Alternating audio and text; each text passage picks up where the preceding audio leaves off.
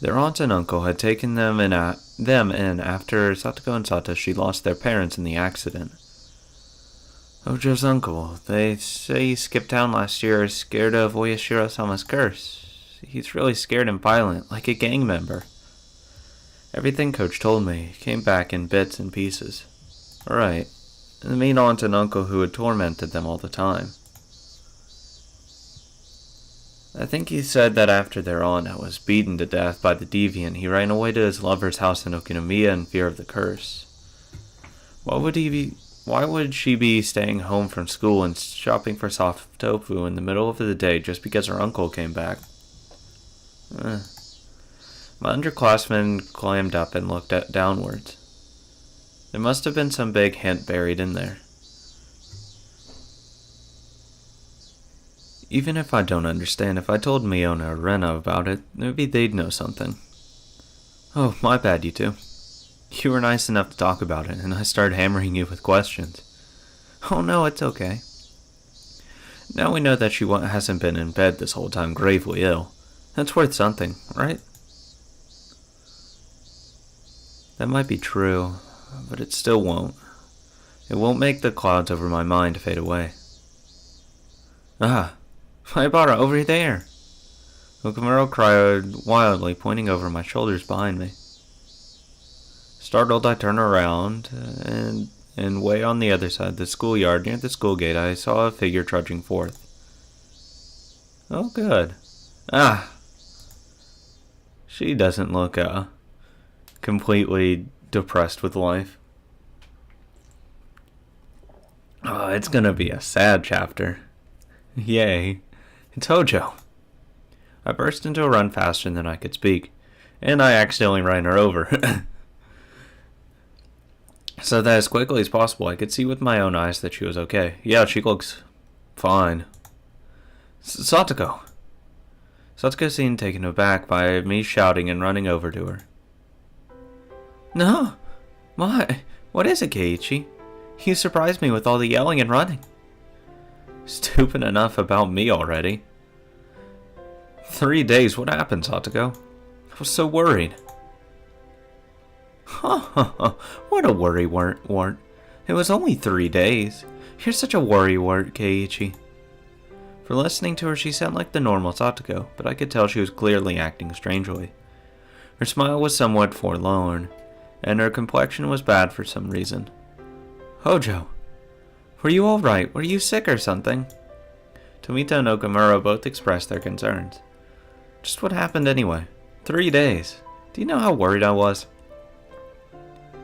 Oh, I do so apologize. I was just giving the house a good cleaning. We haven't used it for a rather long time, so everything was covered in dust. Huh? Satsuko, what are you talking about? Why would you have to stay home from school to clean the house? Satsuko didn't answer me. Instead, she passed by me and headed for the entrance. Gosh, it's nearly about lunchtime, is it not? I'm just starving. It was certainly lunch break, but I couldn't force her to stop after she told me she wanted lunch since she was hungry. Well, whatever. Rika's been bringing your lunch for 3 days now. You look like you can eat it for today. You can eat today. Let's go to the classroom and put everyone's mind at ease. You're right. I suppose I may have caused everyone to worry. Ha ha ha ha. It sure is tough being popular. I put a hand on Satoko's shoulder and we ran to the classroom together. Up close I was able to verify that Satoko looked somehow weak. All this anxiety was supposed to go away when I saw her again. That's what I had thought. But now I actually started to have quite different fears. What the heck happened, Satoko? Everyone in the class, of course, reacted in the same way I had. We worried about you. I'm glad to see you well. What were you doing for 3 days? Our classmates showered her in questions. Oh, nothing like missing a long time and then, everyone calls attention to the fact that you weren't there for 3 days. Yeah, I get it. I wasn't here for 3 days. Calm down. I truly do apologize for causing a fuss. Oh, As she cackled, she chowed down on the bento Rika had made for her. Those in the teacher lounge must have been informed of Satoko's arrival because our teacher sprinted into the classroom, her breathing ragged. Hojo! Oh, Sensei. I'm sorry for worrying you for these days. Ha ha ha. As you can see, I am fit as a fiddle. My, I was very worried about you. When you're done eating, come right into the teacher's lounge. I have a lot to talk to you about. I must be in for a good scolding for these 3 days I cut class. Ha ha ha. Satoko laughed sheepishly while she scratched her head, and the rest of the class burst out into laughter. The teacher was acting angry, but she breathed a sigh of relief at seeing Satoko healthy and smiling as she ate her lunch with the classmates surrounding her. What a relief, right, Rena? Huh? Oh, sorry. Yeah, I'm glad she's okay. I looked at Rena and knew. She had a sense that something about Satoko was off too.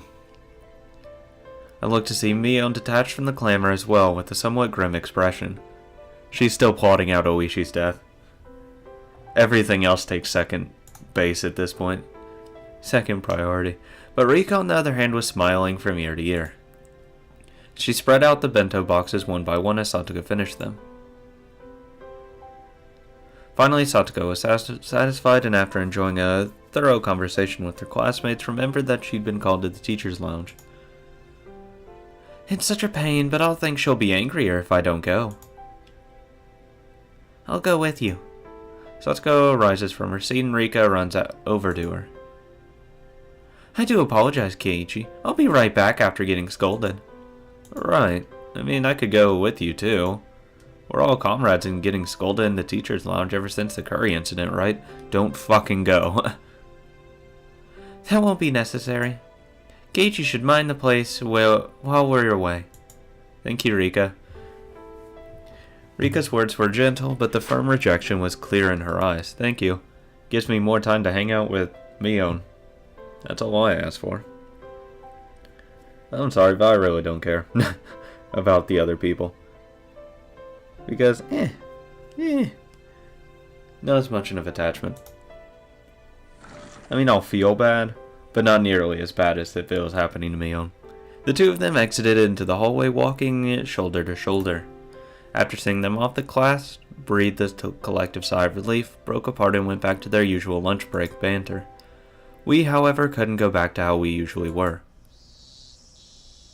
Not I, not Mion, and of course not Rena. They stared at the classroom exit Satoko and Rika had left through, their expressions a little distant and grim. We're all friends, isn't that right? I blurted out something strange, so Mion and Rena turned around with dubious expressions. I won't keep anything from my friends, so I'll tell you just what I heard a little while ago. I told them the story I heard from Tomita and Okumura earlier about the tofu shop, and how Satoko's uncle had apparently come back. All at once without letting them speak. And that's all I know. So if either of you knows anything, please say so. I've said everything I can. I ended my sentence firmly and looked into Mion's and Rena's eyes in turn. Rena stared back at me. Her eyes didn't falter. Without even opening her mouth, I could tell she wasn't hiding anything. Then our gazes turned toward Mion. It's not like I was trying to keep it a secret or anything. Mion couldn't seem to endure our silent stares and began to talk timidly as if she was guilty of something. Oh, she's not guilty of anything. It's just, now that you've said something, Kei-chan, I guess I have to talk about it. Mi-chan, you know something? Well, I mean, I knew from the first day that Satoko's uncle had come home. That he just randomly showed up in Hinamizawa last Sunday. Why didn't you tell us that? I'm sorry. Don't fucking yell at her, Keiichi. Or don't ask her harsh questions. Be nice to her. She is opening up and giving us valuable information for free. You can't possibly be upset at that. My angry shout caused Mion to flinch away, look down and hang her head uncomfortably. God damn it, don't do this to her! Keiichi, it's nothing to get angry about. You're scaring Mi-chan. Oh, I'm sorry I shouted at you. I lowered my head in apology. Mion accepted it, collected herself, and continued. Don't fucking ruin this. According to her, her uncle's relationship with his lover, whom he had been with in Okunomiya, had collapsed. Without anywhere to go, he went back to home in Hinamizawa. And on that Sunday, the day of the barbecue, her uncle ran into Satoko and brought her back to the house. Why did he bring her with him? Because he's a good-for-nothing parasite. He can't even cook by himself, much less do any cleaning. Damn, a little harsh there. But he brought Satoko back to have her cook and clean? Damn, Mion does not approve of him. At all. I remember what she said she'd been cleaning the house when I met her at the back of the school gate. A moment later, the pieces fell into place, into the jigsaw puzzle of unease. And as for what the puzzle depicted when I saw it from afar, I could see the answer clearly. Satoko was locked up at home, and tormented into doing the housework. Those are the rumors. If you knew that, why didn't you speak up? I nearly yelled that at Mion, but I hesitantly stopped myself, thank God, because I would have to just backhand the shit out of you. Why didn't you speak up? Shut the fuck up. You don't own her. Don't be an asshole. Because in delicate situations like this, you can't just blow the lid and say, oh, by the way, he's being an asshole. Because that never works out. Never. I mean, you have to be extremely careful in these kinds of situations. You can't just go around spouting off all this stuff. It will never work if you don't go in with a clear plan. Mi-chan, is that true? I haven't seen it myself, so I don't know if it's true or not. Mion looked down again and staring at the floor grew quiet. Aw. Just like last year. Like when they lived with their mean uncle and his wife. But this uncle is completely helpless with it when it comes to housework, right? If Satoko's that important, then wouldn't be any reason to torment her, would there? Keiichi, I don't know what grounds you have for saying that, but you shouldn't be so irresponsible. Rena clearly and directly got mad at me. You don't know much about this, so don't talk as though you do. Yes, that's clearly what she meant. Exactly, he needs to shut the fuck up. Fine, then, do you know it's something, Rena? I don't know anything either. I didn't know her uncle had taken her to the house until hearing it just now. But the situation is different from a year ago. The situation is different? What does that mean? Satoshi isn't here. Satoshi really cared about his little sister. He always stuck up for her. He was her shield, so that she would be affected just a little less by their mean aunt and uncles fighting. The mean uncle and Satoko are the only ones living there now. Can you imagine how stifling that must be, Keiichi? He only even came back because he broke up with the woman he was staying with. Do you think a person who came back for such an unpleasant reason would be able to treat Satoko kindly? She was right. It wasn't easy for me to imagine Satoko not being tormented. I'm sorry. Oh no, I'm sorry too. I sounded like I was interrogating you, didn't I? Wow. An awkward atmosphere floated among us. The three of us remained silent and just stared at the floor.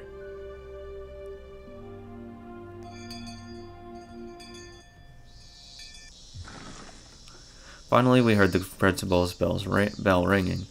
The teacher came back with Satoko and Rika at her side. All right, we're starting afternoon classes. Class president, please. Everybody stand up. I'm sorry. How rude of me. I couldn't read anything from Satoko's vaguely sheepish expression, but given the cloud look Rika was wearing behind her, it was tough to laugh off the disquieting story I'd heard from Mion. Why? Because Mion's telling the truth.